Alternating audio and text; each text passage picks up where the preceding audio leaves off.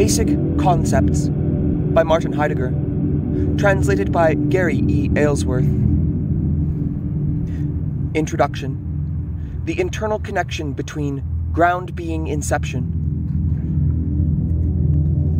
Recapitulation. Section 4. Practicing the relation to what is, quote, thought-worthy by considering the ground. If now and then we hear a brief saying of the incipient Greek thinkers of the West, the important thing at first is that we hear and we think about the fact that everything has to do with us. But in order to consider this, we must actually become practiced in thinking. The worst way to practice thinking, however, would be an academic course in, quote, logic. The usual, orthodox logic thinks, at best, bracket, if it thinks at all, quote, about thinking. But we do not learn to think originarily when someone shows us how to think, in an inferior and long since impossible manner, quote, about thinking. Rather, we learn to think only when we try to attain an essential and genuine relation to what above all else is thought-worthy. And what is thought-worthy is certainly not, quote, thinking, but what challenges thinking, what places thinking in its service, and thus bestows rank and value upon it. We do not learn this essential thinking by means of any, quote, logic. Quote, ground concepts means to say, grasping the ground of everything, and that means to attain a relation to the, quote, ground of everything.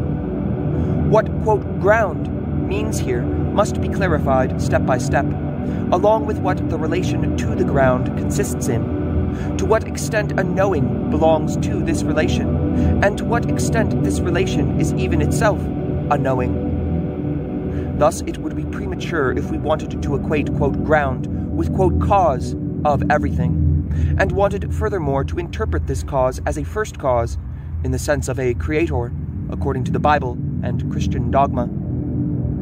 It would also be premature to believe that with these, quote, concepts, it is solely a matter of representing the ground. It is rather a question of extending our thinking toward the manner in which the ground includes us in its essence, not the manner in which we take the ground to be merely an, quote, object, and use it for an, quote, explanation of the world. However, the essence of the ground, but also the, quote, concepts, i.e. the relation to the ground, might explain and confirm themselves to us, one thing remains clear in advance. No individual with a worked-out doctrine and viewpoint can arbitrarily, at any particular time, expound something and decide it by decree. It is also easy to see that an examination of previous viewpoints and doctrines concerning the, quote, ground and the, quote, relation to the, quote, ground, at best provides a, quote, historiological familiarity and avoids precisely what is all-important: the relation through which we ourselves come into proximity with what strikes us essentially and makes a claim upon us. We do not wish to discuss doctrines. Rather, we want to become aware of the essential, in which we stand, or within which we are perhaps still driven to and fro, without a footing and without understanding. Section 5. The essential admittance of historical man into the inception, into the, quote, essence of ground. We must listen our way into that place where we ourselves belong. With this, reflection leads us through the question as to whether we still belong anywhere at all. Even to merely anticipate where we could belong, it is necessary to experience ourselves. This means, quote, ourselves, not according to an historiologically given condition, quote, ourselves not according to a currently existing situation, quote, ourselves not according to the individually occurring specimens of humanity, but, quote, ourselves in respect to what determines us and is other than us, which nevertheless governs our essence. We call this, arbitrarily at first, the inception of our history. By this, we do not mean history as a series of events in terms of a, quote, causal nexus, of which what occurs later and today is an effect. History means, again at first appearance arbitrarily, the happening, ereignis, of a decision about the essence of truth. The manner in which the whole of beings is revealed, in which man is allowed to stand in the midst of this revelation, is grounded and transformed in such a decision. Such a happening is exceptional, and this exceptional history is so simple when it happens and prepares itself, that man at first and for a long time thereafter fails to see it and fails to recognize it. This is because his vision is confused by habituation to the multiplicity of the ordinary.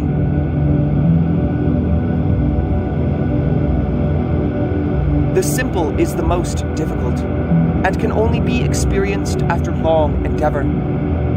Remembrance of the inception of our history is the awakening of knowing about the decision that, even now and in the future, determines Western humanity. Remembrance of the inception is therefore not a flight into the past, but readiness for what is to come. In such remembrance, we ourselves stand everywhere at risk, for in remembrance, we always remain unimportant as extant human specimens and currently existing human groups.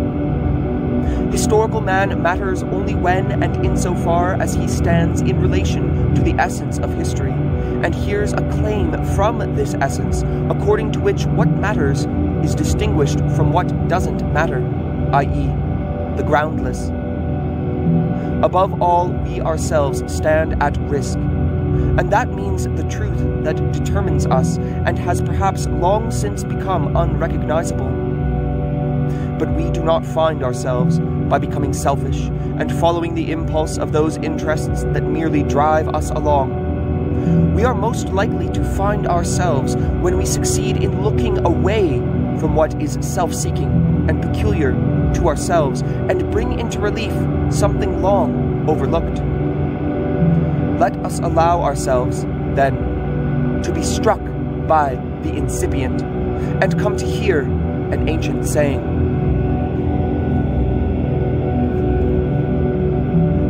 Simply said, quote, ground concepts means for us here grasping the ground of beings as a whole. To grasp, however, does not mean that we merely permit ourselves to represent the ground and to have thoughts about it. When we have grasped something, we also say something has opened up to us. This means, for the most part, that we have been transported into what has opened up and remain determined by it from now on. Thus, quote, to grasp the ground means above all that the, quote, essence of the ground embraces us into itself, and that it speaks to us in our knowing about it. Grasping announces itself to us as being embraced into the, quote, essence of the ground. This being embraced into does not consist exclusively in a, quote, knowing, although it has the essential characteristic of a knowing. This knowing, however, can remain concealed from itself for a long time, and can block the way to itself.